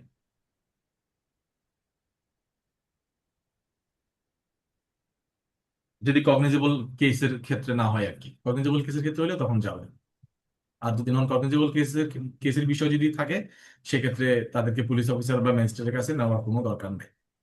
এবার দেখেন 176, এটা হচ্ছে আম, মৃত্যুর কারণ সম্পর্কে হচ্ছে ইনকোয়ারি করা। যে ওই যেটা পুলিশ কাস্টডিতে যদি কেউ মারা যায় তাহলে ইনকোয়ারি হবে, যদিও এটা এখন আর রিলেভেন্ট না, কারণ হেফাজতে মৃত্যু নিবারণ আইন 2013 আসছে। ঠিক আছে, ওইটাতে এটা ঢেকে গেছে। আর পাওয়ার টু ডিসেন্টার কর্পস, এটা সবসময় আসে যে কবর থেকে লাশ উত্তোলন কোন ধারায়? 176 এর কত? তো 176 এর two। এটা একদম মানে জাস্টিস জাকির হোসেন স্যার আমাদের ক্লাসে ছিল, উনি প্রথম এটা যখন বললো, আমরা মানে ভোর থেকে লাশ উত্তোলনের বিষয় সিএবিসিতে বলা আছে, বাহ, মানে সবাই এমনি জিজ্ঞেস করতেছে, আমরা মানে খুব ইন্টারেস্টিং মনে হচ্ছে, আবার পারি না, এই জন্য আবার খুবই খারাপও লাগতেছে, কোথায় আছে তো জানি না। তখন স্যার বললো এটা আছে 176-এ 2-তে, সাথে সাথে সিএবিসি উল্টে দেখলাম, হ্যাঁ আসলে আসলেই তো আছে। সো মাঝে মধ্যে এইভাবে করে মনে রাখবেন, আমার তখন থেকে যে মনে আছে এখনো মনে আছে 176-এর 2। এটা হচ্ছে কি ডিস ইন্টার, মানে ঢুকাইছে বের করছে, inter, disinter. whenever such magistrate consider, such magistrate মানে হচ্ছে কি এক্সিকিউটিভ ম্যাজিস্ট্রেট। কে ম্যাজিস্ট্রেট? এটা কিন্তু জুডিশিয়াল ম্যাজিস্ট্রেট না, executive magistrate. Executive. considers it expedient to make an examination of the dead body of any person who has been already interred, মানে যাকে already ভিতরে মানে কবরের নিচে রাখা হয়েছে তার এখন একটা পরীক্ষা হওয়া উচিত। যেমন তনু হত্যা মামলা মনে হয় তনুকে তুলছিল মনে হয়, মেবি, আমি যা ভুলে গেছি, এরকম আরো অনেকে এরকম তুলছিল। In order to discover the cause of his death, the magistrate, এই যে হিজ বলতে এখানে হিজ হারও বোঝাবে, কোথায় লেখা আছে, কোথায় বলা আছে? General clauses act. The magistrate may cause the body to disinter and examine, তখন এটাকে তুলে আবার পরীক্ষা করতে পারে। যদিও এগুলো তোলার কারণে ওরকম কোনো কিছু পাওয়া যায় না, তবে হ্যাঁ মানে হাড় ভাঙ্গা আছে কিনা, তারপরে হচ্ছে চোখ উপড়ানো টুকরানো কিনা, এগুলো অনেক কিছু বের করতে পারে। তবে বিষ খেয়ে মরছে টরছে কিনা এই সমস্ত বিষয়ে, বা রেপ হয়েছে কিনা এই সমস্ত বিষয় তেমন পাওয়া যায় না, কারণ লাশ 3-4 দিনের মধ্যেই পচে যায়, মানে ফিউটিফিকেশন হয়ে যায়। এই হচ্ছে, এটা বুঝতে পারছেন? 176-এর 2, লাশ উত্তোলন, কবর থেকে লাশ উত্তোলন। এবার আমরা দেখবো জিরো এফআইআর, যেটা আজকের আপনাদের জন্য থাকে না ডেজার্ট হিসেবে রাখছিলাম লাস্টে, মানে খাবারের পরে একটু মিঠাই। বলেন তো জিরো এফআইআর কি, কে বলতে পারবেন? স্যার আমি বলি। হ্যাঁ বলেন। হ্যাঁ, পুলিশ স্টেশনের তো একটা জুরিসডিকশন থাকে যে আমার জুরিসডিকশন এটা, তো কোনো অপরাধ যদি কোথায় সংঘটিত হয়েছে সেটা নিয়ে কোনো ডিটেক্ট করা যায় না, তখন এটাকে জিরো এফআইআর হিসেবে ওরা রেকর্ড করে, তখন ইনভেস্টিগেট করার পরে যদি ডিটেক্ট হয় যে এক্স্যাক্টলি এই জায়গায় এই লোকেশনে হয়েছে তখন হচ্ছে একটা নাম্বার পড়ে ওটাতে। কিন্তু হুম। প্রথমে এটাকে জিরো এফআইআর হিসেবে রেকর্ড করা হয়। ওকে, আমি ধরুন ভাইবাতে জিজ্ঞেস করলাম, আচ্ছা এই জিরো এফআইআর এর পিছনে কনটেক্সটটা কি, মানে কেন ধরেন এই জিনিসটা, এই প্রভিশনটা আমাদের লিগ্যাল সিস্টেমে ঢুকলো, আপনি কি বলতে পারবেন? বলেন তো। স্যার, পুলিশ কখনো কি করে যে এফআইআরটা নিতে চায়, এফআইআর বা যে কোনো একটা জিডি নিতে চায় না, যে এটা এটা তো আমার থানার অধীনে হয় নাই, আপনি অন্য থানায় যান, যেখানে হয়েছে ওইখানে যান। তো এফআইআর এর ইয়েটাই নোশনটাই হচ্ছে যে যখনই আমার কাছে কোনো একটা ইনফরমেশন আসবে অফেন্স হয়েছে, তখনই আমাকে এটা রেকর্ড করতে হবে, আদারওয়াইজ আমি ফার্স্ট ইনফরমেশনটা পাবো না, মানে এক্সাক্ট যে ইনফরমেশনটা পাবো না, তখন এটাকে রেকর্ড করার জন্য জিরো এফআইআর ব্যাপারটাকে নিয়ে আসা হয়েছে। হ্যাঁ, এটাই বলতেছি। যেমন ধরেন, অপরাধ যে থানার এলাকায় ঘটুক না কেন, ভুক্তভোগী প্রথমে যে থানায় যান সেই থানায় প্রাথমিকভাবে এফআইআরটা গ্রহণ করবে। কারণ প্রাথমিকভাবে সেখানে গেলে আমার সাক্ষ্য প্রমাণ এগুলো ইনটেক থাকবে। হ্যাঁ, ঘটনার ইনটেক থাকবে। ঘটনার গ্র্যাভিটিটা তখনও ইনটেক থাকবে। আমি যদি তাকে ধরেন একটা একটা মেয়েকে হচ্ছে ধরেন ঢাকা থেকে তুলে নিয়ে গিয়ে চট্টগ্রামের হচ্ছে ধরেন সাতকানিয়া থানার ওখানে তাকে র্যাবিশ করলো, দেন সেখানে ফেলে চলে গেল। এখন মেয়ে মেয়ে কি বলবে, আমাকে ঢাকা থেকে তুলছে, ঢাকায় মামলা করবো। ধরেন মেয়ে তখন সাতকানিয়া থানায় গেল, বললো যে আপনি কোথা থেকে, আপনাকে কিডন্যাপ করছে ঢাকা থেকে, বলছে আপনি ঢাকায় যাবেন, এটা বলবে না। তাকে ওখানেই ওখানেই ওই মেয়ে ওই থানাতেই যাবে, সেখানেই তার এফআইআর লিপিবদ্ধ করতে হবে। কারণ ওখানে যখন এটা এফআইআর লিপিবদ্ধ করবে, ওই মহিলা পুলিশের কাস্টডিতে থাকবে, তাকে পরের দিন হাসপাতালে নিয়ে যাওয়া হবে। তাহলে পুরো ইয়াটা মানে আপনার যে আমাদের সাক্ষ্য প্রমাণ সংগ্রহের যে প্রক্রিয়াটা, সেটা ইনটেক থাকবে, সেটা নষ্ট হবে না। প্লাস ভিকটিম একটা প্রাইমারি একটা সেফটি পাবে। ভিকটিম প্রাইমারি একটা আইনের আইনের প্রোটেকশনের মধ্যে চলে আসতে পারবে। থানা কখনো বলতে পারবে না যে ভাই এটা আমাদের এলাকায় ঘটে নাই, এটা ঢাকায় ঘটছে, কিডন্যাপ ওখান থেকে হয়েছেন, গাড়ির মধ্যে আপনাকে রেপ করছে, কোথায় করছে জানি না, গাড়ি ওয়াজ মুভিং, আমরা এটা নিব না, আপনি ঢাকায় যান, এটা বলতে পারবেন। তো এই ধারণাটি বিশেষভাবে ভারতে আলোচিত ও প্রাতিষ্ঠানিকভাবে রূপ পেয়েছে, আমাদের দেশে এখনো পাই না। তবে আমাদের দেশে এটা মানে উচ্চ আদালতে কয়েকটা সিদ্ধান্তের মাধ্যমে এটা আস্তে আস্তে আমরা মানে কি বল ইনকর্পোরেট করতেছি। তো জিরো এফআইআর বলতে আমরা বুঝবো যে জিরো এফআইআর মানে হচ্ছে সিম্পলি অপরাধ যে থানার এলাকায় ঘটুক না কেন, ভুক্তভোগী প্রথম যে থানাতে যাবেন সেই থানায় এফআইআর রেকর্ড করাকে কি বলা হয়? Zero FIR. সবাই বলুন তো আমার সাথে। জিরো। মালিহা বলুন তো জিরো এফআইআর কি? যদি সংশ্লিষ্ট এলাকা নির্দিষ্ট না থাকে, সেক্ষেত্রে পুলিশ হচ্ছে জিরো এফআইআর হিসেবে লিপিবদ্ধ করবে প্রাথমিকভাবে। না আরো একটু মানে, যেমন এখানে লিখেছে যে বলেন যে অপরাধ যে এলাকায় ঘটুক না কেন, ভুক্তভোগী প্রথম যে থানায় যাবেন সেই থানাতেই এফআইআর এফআইআর নিতে হবে। জি মানে ভুক্তভোগীকে হাইলাইট করে বলবেন যে অপরাধ জি যেখানেই ঘটুক না কেন, ভুক্তভোগী যে থানাতে গিয়ে মামলা করতে চান সেই থানাতেই মামলা নিতে হবে। ক্লিয়ার? জি ক্লিয়ার। ওকে। ধরেন এটা একটা রাস্তা, হ্যাঁ, এখানে এ থানা, বি থানা, সি থানা। তো একটা মেয়েকে এখান থেকে তুলে নিল, তুলে পুরো এখানে নিয়ে গেল। এখন এখন আবার মেয়েটার আইন আবার এখানে ফেলে দিয়ে গেল, আবার এখান থেকে ধরে আবার এখানে নিয়ে গেল। তো এখন মেয়েটা যদি মনে করে সামহাও মেয়েটা ধরেন এখন এই কথা কথা কথা কথা এই যে আপনার সন্ত্রাসীরা এখানে বসে আছে, মেয়ে এখান থেকে পালাই এখানে আসছে, সন্ত্রাসীরা এখানে চলে গেছে, মেয়ে এখান থেকে পালাই এখানে আসছে, আবার সন্ত্রাসীরা এখানে চলে গেছে, মেয়ে এখান থেকে পালাই আবার এই থানায় আসছে।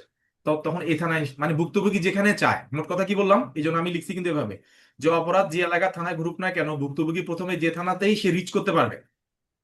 রাইট? ধরেন পথের মধ্যে অপরাধীরা দাঁড়ায় আছে যে ওটা থানায় যেতে দিব না, তখন তো তার যাওয়ার সুযোগ নাই। সুতরাং ভুক্তভোগী যে থানাতে প্রথম যাওয়ার সুযোগ পাবেন সে থানায় এফআইআর নিতে হবে। এটাকে বলা হয় কি? Zero FIR. এফআইআর।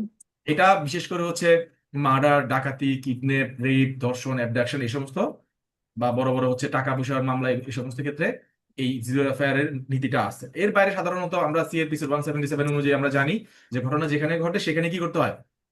মামলা করতে হয়।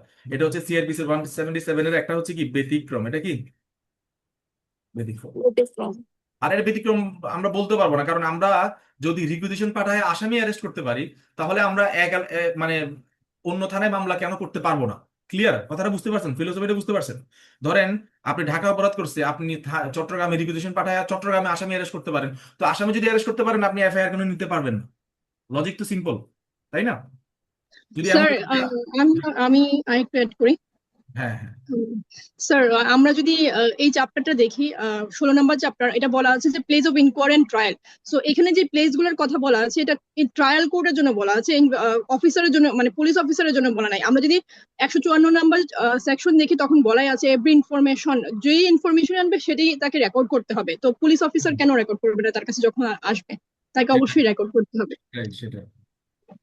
এটা আপনি এটার পিছনের ফিলোসফিটা ধরতে পারছেন।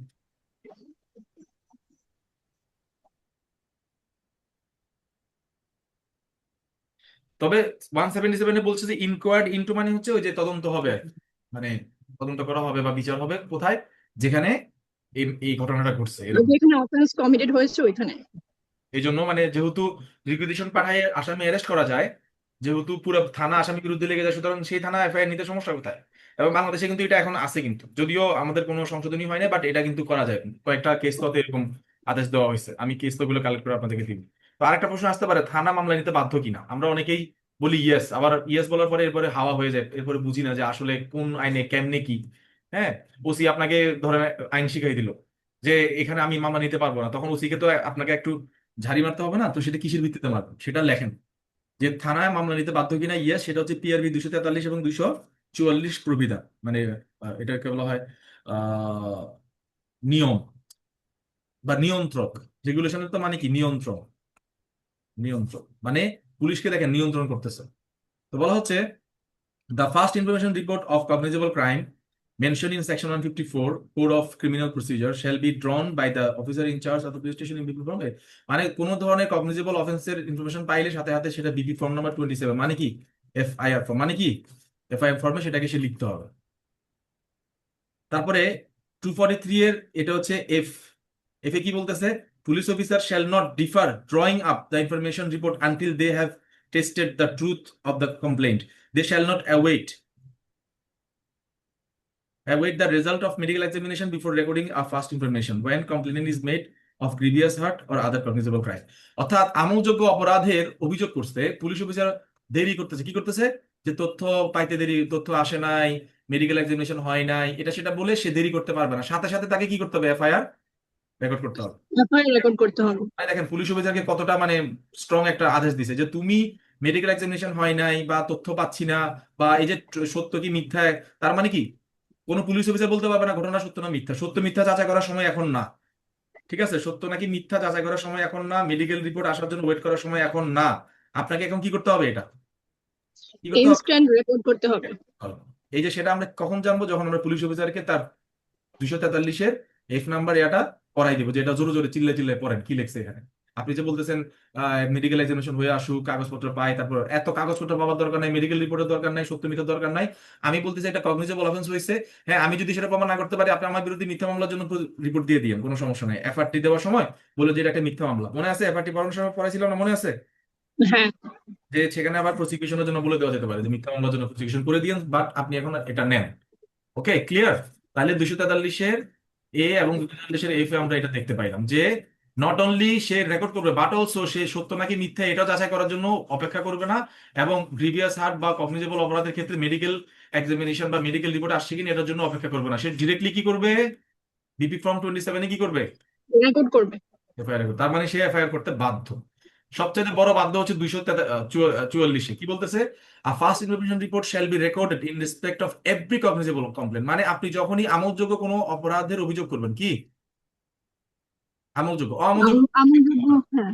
যদি, তবে ভাইবাতে একটা ট্রিক প্লে করতে পারেন যে পুলিশ কি মামলা নিতে বাধ্য, আপনি বলবেন স্যার যদি আমলযোগ্য হয় 100% বাধ্য, যদি অমলযোগ্য হয় তাহলে বাধ্য না। কারণ সবখানে একটা কথা বলা হয়েছে, সেটা কি কমন, সেটা কি প্রমিস দেবো। ভেরি গুড, ভেরি গুড, আপনারা তো অনেক ব্রিলিয়ান্ট, ভালো। এই যে দেখেন সবখানে একটি কথা বলা হয়েছে, কগনিজেবল। তো cognizable complaint preferred before the police whether prima facie false or true. দেখছেন, আপনারা পুলিশের সাথে তর্ক করতে পারবেন যে প্রাথমিকভাবে সত্য নাকি মিথ্যা সেটা দেখার কোনো কি সুযোগ নাই, সিরিয়াস নাকি পেটি সেটাও দেখার কিন্তু সুযোগ নাই, ঠিক আছে। যে স্পেশাল ল নাকি লোকাল ল, এটা তার মানে কি আসতেছে দেখেন, ফলস নাকি ট্রু দেখার সুযোগ নাই, সিরিয়াস নাকি পেটি দেখার সুযোগ নাই, স্পেশাল ল নাকি লোকাল ল দেখার সুযোগ নাই। সে কি করবে, this does not apply to cases, আচ্ছা ঠিক আছে, okay, the first information report shall be record in respect of every cognizable complaint preferred before the police officer whether. তার মানে এটা বাদ, এটা দেন। এই একটু পড়েন যে একটা ঘটনা সত্য নাকি মিথ্যা, সিরিয়াস নাকি পেটি, ঘটনা মানে কিসের ঘটনা, আমলযোগ্য অপরাধের ঘটনা। একটা আমলযোগ্য অপরাধের অভিযোগ সত্য নাকি মিথ্যা, আবার সহজ করে বলতেছি, একটা আমলযোগ্য অপরাধের অভিযোগ সত্য নাকি মিথ্যা, এই যে সত্য নাকি মিথ্যা, সিরিয়াস নাকি পেটি, লোকাল ল নাকি স্পেশাল ল, পানিশমেন্ট কি, এগুলো কোনো কিছু না দেখেই সাথে সাথে ফার্স্ট ইনফরমেশন কি করতে হবে, রেকর্ড করতে হবে। কোথায় বলা আছে, 244-এ। ক্লিয়ার। আর কিছু লাগে পুলিশকে, পুলিশকে ধরতে আর কিছু লাগে, তার মানে কি দাঁড়াচ্ছে, থানা মামলা নিতে বাধ্য কোন ক্ষেত্রে, কগনিজেবল অফেন্সের ক্ষেত্রে। এক্স্যাক্টলি। তো কগনিজেবল অফেন্স কেমনে বানাবেন, ওই সূত্র শিখাই দিয়েছিলাম না, 323 487 লগে একটা কি লাগাই দিবেন, 300। 307। হ্যাঁ, এটা হচ্ছে এটা হচ্ছে কি এজাহারটাকে কি বানানো, পুলিশ পুলিশ কগনিজেবল বানানো। হ্যাঁ, পুলিশ যেরকম কারোর বিরুদ্ধে মামলা নেওয়ার সময় একটা ঢুকাই দেয়, আপনিও ওইরকম করে ঢুকাই দিবেন যে দেখেন, আপনি দেখেন এখানে তো আমি অভিযোগ করছি যে মাথার মধ্যে বাড়ি মারছে, অভিযোগ তো করছি মাথার মধ্যে বাড়ি মারছে, তারপর ঠ্যাং ভেঙে ফেলেছে, অভিযোগ করছি না, যে 325 বা হচ্ছে ধারালো অস্ত্র দিয়ে আঘাত করছে 326, অভিযোগ তো করছি, তো অভিযোগ করছি আপনি লিখেন। এখন যদি বলে যে না পায়ে আঘাত না, আরে আঘাত আছে কিনা সেটা দেখার আপনার এখন এই সময় নাই, কি মেডিকেল এক্সামিনেশন করার এখন টাইম নেই, এটা পরে দেখা যাবে, আগে আপনি কি করেন। যদি বলে যে না আমি মেডিকেল এক্সামিনেশন ছাড়া এফআইআর নিব না, আপনি বলে যে আপনি নিতে বাধ্য, কিসের আন্ডারে বাধ্য, 243-এর F 244 এর আন্ডার। 43, 243 এই যে, 43 মানে মেডিকেল হ্যাঁ। এক্সামিনেশন 243টা। আর 244 এটাকে আরো এলাবোরেট করছে যে প্রাইমে ফেসি সত্য না মিথ্যা, দুর্বল নাকি সবল, স্পেশাল নাকি লোকাল ল, কোনো কিছু দেখার সুযোগ নাই, আমলযোগ্য অপরাধের অভিযোগ আসছে, আপনাকে এফআইআর নিতে হবে। তাহলে আজকে থেকে, এটা কিন্তু আমিও জানতাম না, আমি মানে জানতাম না বলতে শুরুতে জানতাম না, অনেক পরে জানছি, সেটা হচ্ছে থানা আমলযোগ্য অপরাধের অভিযোগকে মামলা নিতে, এফআইআর নিতে বাধ্য, কি এফআইআর নিতে বাধ্য। বাধ্য। কোথা থেকে জানলাম আমরা, পিআরবির পিআরবির 243 F আর 244। 244। গুড। এবার আমরা তাহলে এখন যদি প্রশ্ন আসতে পারে যে ভাইয়া যদি কোনো ওসি এই মামলা না নেয়, আমি তার ল স্টুডেন্ট পরিচয় দিলাম, অ্যাডভোকেট পরিচয় দিলাম, আমাকে সে গুনাই ধরলো, হ্যাঁ, তখন আমি এর কিভাবে হচ্ছে, মানে how can I make him face the drum, right, কিভাবে আমি তারে আটকাইতে পারি, সেটা হচ্ছে তাহলে তার তার যে এই যে কাজটা, মানে সে যে এফআইআরটা নিল না, এটা কি তার নেগলিজেন্ট ওয়ার্ক বা ব্রিচ অফ ডিউটির মধ্যে পড়বে কিনা, প্রশ্নটা মিসকন্ডাক্ট হবে। তো উত্তর হচ্ছে সেটা পড়বে। তাহলে সেটা আমরা কোথায় পাইলাম, পুলিশ অ্যাক্টের কততে, সেকশন 29 কি বলা হচ্ছে, every police officer who shall be guilty of any violation of any duty, duty মানে কি, পিআরবির প্রত্যেকটা রেগুলেশন মানা পুলিশ অফিসার বাধ্য, কি বাউন্ড, বাউন্ড মানে কি হি ইজ ডিউটি, কি বাউন্ড, ডিউটি বাউন্ড, কি বাউন্ড, ডিউটি বাউন্ড। তাহলে এটা যদি সে ফলো না করে, তার মানে সে কি করছে, ভায়োলেশন অফ ডিউটি করছে, ডিউটি সে ভায়োলেট করছে। এবং উইলফুল ব্রিচ যদি সে এটা না করে অথবা নেগলেক্ট করে কোন কিসের, of any rule or regulation, clear হয়েছে, আবার কিসের রেগুলেশন, এটা পিআরবি। তার মানে পিআরবির মানে কোন রেগুলেশন যদি কোনো পুলিশ অফিসার ইচ্ছাকৃতভাবে ব্রিচ করে, মানে এটাকে যদি সে ভঙ্গ করে, অবহেলা করে অথবা ভায়োলেট করে, তাহলে কি হবে, তাহলে দেখেন, তাহলে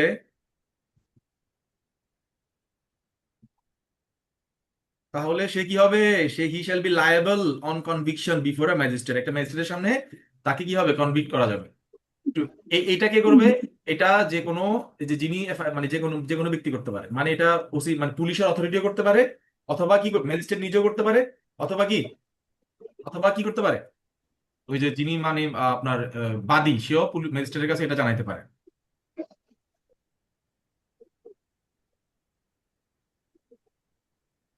শ্যাল বি লায়েবল মানে কে তাকে লায়েবল করবে এটা বলে না, তার মানে যে কেউ এটা ট্রিগার করতে পারে। Liable on conviction before a magistrate, একজন ম্যাজিস্ট্রেটের সামনে সে মানে ম্যাজিস্ট্রেট তাকে সাজা দিতে পারেন, to a penalty not exceeding 3 month, 3 মাসের সাজা অথবা 3 মাসের বেতনের অবনমন, হ্যাঁ মানে হচ্ছে এটা হার্ড লেবার বা এটা ষষ্ঠম বিনাশন দুটো হতে পারে, অথবা 3 মাসের হচ্ছে কি তার সাজা অফ করে দেওয়া, অথবা বোথ। ঠিক আছে, তাহলে এই যে আপনাদেরকে কি শিখেলাম আজকে, সেটা হচ্ছে থানায় অপরাধ, সরি আমলযোগ্য অপরাধের অভিযোগ দিলে ওসি সাহেব মামলা নিতে, কথা বলে না, মামলা নিতে মামলা নিতে বাধ্য। বাধ্য। সবাই বলেন, এখানে তো অ্যাডভোকেট আছেন 2 জন, মালিহা আছেন, আবার নিশি আছেন, 3 জন আছেন, লিও তো অ্যাডভোকেট, বাহ, সবাই দেখি অ্যাডভোকেট। ওকে, সো লিয়া অ্যাডভোকেট হয়েছে না, হয়েছে তো মনে হয়, হ্যাঁ হয়েছে, আমি তো হ্যাঁ হ্যাঁ হ্যাঁ। তো তার মানে ওসি সাহেব মানে আমলযোগ্য, আমি চাই তোমরা 3জন হচ্ছে জাজ হও, ঠিক আছে, এবং এটা খুবই ইজি ভাই, মানে তো বললে মনে হবে যে মানে খুব আজগুবি বলতেছি, খুবই ইজি এবং খুবই মানে অ্যাফোর্ডেবল এবং গেটেবল, মানে এটা তোমাদের কাছে মনে হবে যে আসলে এটা তুমি ভাইবা পর্যন্ত যাও মানে হচ্ছে 99% তুমি কাভার করে ফেলছো। সো ওয়াইন ইউ মানে হচ্ছে রিচ ভাইবা, তখন তোমার মনে করতে হবে ওকে আমি যদি ভাইবা পর্যন্ত গেছি, আমি এটা ছাড়বো না, আমি বারবার বারবার পরীক্ষা দিব till I get it. So এবং ভাইবা পর্যন্ত যাওয়া কোনো বিষয়ই না। কঠিন পরীক্ষা হচ্ছে প্রিলি, আর রিটেন তো যেভাবে আমি পড়াচ্ছি এভাবে লিখলে মানে রিটেনে হিউজ মার্কস পেয়ে তোমরা পাস করবে, আর ভাইভাতে গেলে হোপফুলি এই পড়াগুলো যদি মাথায় থাকে তোমাদেরকে কেউ আটকাতে পারবে না। সো কথা হচ্ছে পুলিশ মামলা নিতে বাধ্য কিনা, আমলযোগ্য অপরাধের অভিযোগের ক্ষেত্রে পুলিশ মামলা নিতে বাধ্য। আমরা দেখলাম 243-এর, এবং এফ এ বলা হচ্ছে যে ইভেন মেডিকেল এক্সামিনেশন রিপোর্ট আসছে কিনা, তথ্য পাওয়া গেছে কিনা, সত্য নাকি মিথ্যা, এগুলো দেখার সুযোগ নেই। এটাকে আরো এলাবোরেট করছে 244-এ, বলা হচ্ছে সত্য নাকি মিথ্যা, সিরিয়াস নাকি পেটি, এটাও দেখার সুযোগ নাই। আপনাকে সরাসরি কগনিজেবল কমপ্লেন যদি আসে, সাথে সাথে কি করতে হবে? বিপি ফর্ম 27, মানে কি এফআইআর করতে হবে। এফআইআর যদি সে রেকর্ড করতে হবে। তাহলে এগুলো রেগুলেশনে বলা হয়েছে না, কোন রেগুলেশন? 243 এবং 244। 44। তাহলে এই রেগুলেশন যদি সে ভায়োলেট করে, তাহলে সে 3 মাসের সাজা পাবে। কি পাবে? 3 মাসের সাজা 3 পাবে। মাসের সাজা বা 3 মাসের বেতন মতন এটা যেটা। কথা বলা আছে পুলিশ অ্যাক্ট 29। তখন পুলিশকে একটু কানে কানে বলে দিতে হবে যে ভাই, আপনি যে এই, তোমরা তো আর নিশ্চয়ই 2 নম্বর অপরাধের ক্ষেত্রে পুলিশকে ফোন দিবে না, তাই না? তোমরা তো যেটা সত্যিকার কোনো অফেন্স যদি ঘটে থাকে এলাকার মধ্যে, তুমি একটা অ্যাডভোকেট, তোমার ফোন দিবে যে আপু আমার এই ঘটনা ঘটছে, আপনি একটু ওসিকে বলে দেন। তো এরকম সিরিয়াস একটা অফেন্সের ক্ষেত্রে যদি ওসিকে বলার পর ওসি যদি না শুনে, ওসিকে একটু হালকা করে কানে দিতে হবে যে ভাই, আপনি কিন্তু আপনার পিআরবি কিন্তু ভায়োলেট করছেন। 243, 244 আন্ডারে কিন্তু আপনি আমাকে যেটা বলতেছেন যে মেডিকেল এভিডেন্স আছে কিনা, হ্যাঁ এক্সরে রিপোর্ট আছে কিনা, বা হচ্ছে এটা তো সত্য মনে হচ্ছে না। ভাই সত্য মনে হচ্ছে কি মিথ্যা মনে হচ্ছে, এটা মনে করার এখন এটা সুযোগ আপনার। এটা মনে করবেন না আপনি কোন স্টেজে? 155-এ। কখন? যখন আপনি কি করবেন? ইনভেস্টিগেশন করবেন। এখন আপনাকে এত ইনভেস্টিগেশন করার জন্য বলা হয়নি, আপনাকে বলা হয়েছে কি করার জন্য? এফআইআর করার জন্য। কি করার জন্য? 27। এফআইআর করার জন্য। আপনি যদি এই এই রেগুলেশন না মানেন, তাহলে পুলিশ অ্যাক্টের 29 ধারা অনুযায়ী আপনার বিরুদ্ধে আমরা অ্যাকশনে যাব। জাস্ট এটা বলে দিবেন, আর কিছু বলা লাগবে? না স্যার। যে অ্যাকশন মানে কি? একটা ম্যাজিস্ট্রেটের কাছে তো আবেদন করবো, আবেদনের একটা কপি পাঠাবো, ওসির কাছে একটা পাঠাবো, সার্কেল এসপির কাছে একটা পাঠাবো, ডিআইজির কাছে একটা পাঠাবো, এসপির কাছে একটা পাঠাবো, স্বরাষ্ট্রমন্ত্রী সালাউদ্দিন স্যারের কাছে। হ্যাঁ, এরপরে আপনার আপনার হচ্ছে চেয়ার বাঁচায়েন। এটা শোনার সাথে সাথে ওসি কি বলবে? কিছু বলবে নাকি বলবে না? স্যার রেকর্ড করে নেবে। ফোনে রেকর্ড করে নিবে, রেকর্ড করে স্যার সাংবাদিক। এটা বলার পর তো রেকর্ড করে নেওয়া ছাড়া তার উপায় নেই। আরে সেটাই তো বলতেছি, মামলা নিতে বাধ্য। বলবে যে সরি যে লানেট আসলে মানে আমি বুঝতে পারি না, ঠিক আছে আপনি লোক পাঠান, আমি দেখতেছি। ঠিক আছে। হ্যাঁ। তো হচ্ছে ওই মানে মাছ ধরতে হলে ছাই দিয়ে ধরতে হয়। তো এই জন্য ছাই গুলো রেডি রাখতে হয়, মানে নলেজ থাকতে হয়। বলে যে নলেজ ইজ পাওয়ার, আসলে নলেজ ইজ পাওয়ার। ওকে। তো এখানে আজকে আমাদের মোটামুটি আলোচনা শেষ। আমি মোটামুটি যে পুলিশ ম্যাজিস্ট্রেট রিলেটেড যে কাজ ছিল সেটা শেষ করে দিয়েছি। 154 থেকে 170 কত 6। আর এর পাশাপাশি দুটো জিনিস দেখাই দিলাম যেটা দরকার, আমার কাছে মনে হয়েছে এটা বলা দরকার। যেহেতু জিআর কেস নিয়ে আলোচনা করতেছি, জিআর কেস মানে হচ্ছে থানায় মামলা পুলিশ নিতে বাধ্য কিনা, এটা প্রশ্ন আসতে পারে। এটা যদিও আমাদের সরাসরি প্রসিজারের বিষয় না, বাট এটা খুবই ইম্পর্টেন্ট। অনেকে প্রশ্ন করতে পারে, এরা করতে পারে না ভাইবাতে, কিন্তু এরকম অনেক সাইড কোশ্চেন চলে আসে যে মামলা নিতে বাধ্য কিনা। সো আজকে থেকে আপনারা জানলেন যে মামলা পুলিশ নিতে বাধ্য যদি সেটা কগনিজেবল হয়, এবং সেক্ষেত্রে পুলিশ ট্রু না ফলস, হ্যাঁ পেটি না সিরিয়াস, এগুলো দেখার কোনো সুযোগ নাই। যদি সেটা সে না নেয়, তাহলে সে তার রেগুলেশন ভায়োলেট করলো। এই যে রেগুলেশন বলা আছে, এই যে রেগুলেশন, এটা মানে পিআরবি, পুলিশ রেগুলেশন। তো সুতরাং তার ম্যাজিস্ট্রেটের সামনে নিয়ে গিয়ে 3 মাসের সাজা অথবা 3 মাসের বেতন কর্তন করা যাবে। আশা করি সবাই বুঝতে পারছেন। ওকে, এবার আপনাদের থেকে একটু রিভিউ নেই। এখানে কয়েকজন আছেন, বলেন আপনারা এই ক্লাসটা মানে পুরো যে আজকে যে আমরা 154 থেকে পড়াইলাম, এটা বুঝতে পারছেন? জি স্যার। একদম ক্লিয়ার। আমার মনে হয় না এখানে আর কারো কোনো বিন্দু মতো কনফিউশন থাকার কথা, এত মানে মেটিকুলাসলি পড়াইছে।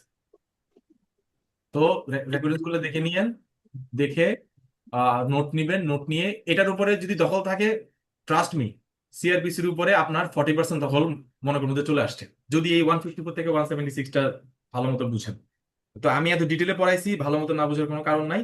আপনি আপনার নিজস্ব মেধা, নিজস্ব দক্ষতা খাটায় আরো কিছু এমসিকিউ বের করবেন, করে নিজেকে রেডি করে রাখবেন। ওকে, কারো কোনো প্রশ্ন আছে? নেই স্যার। নাজিয়া, কোনো প্রশ্ন আছে? না স্যার, আপাতত নাই। মালিহা, বুঝতে পারছেন? জি স্যার, বুঝতে পারছি। হ্যাঁ, পুলিশ মামলা না নিলে পুলিশকে এখন থেকে এই অস্ত্রগুলো দেখাবেন, যেটা আজকে বলে দিলাম। জি স্যার। ওকে, তো ভালো থাকেন সবাই। নেক্সট ক্লাসে দেখা হবে ইনশাআল্লাহ।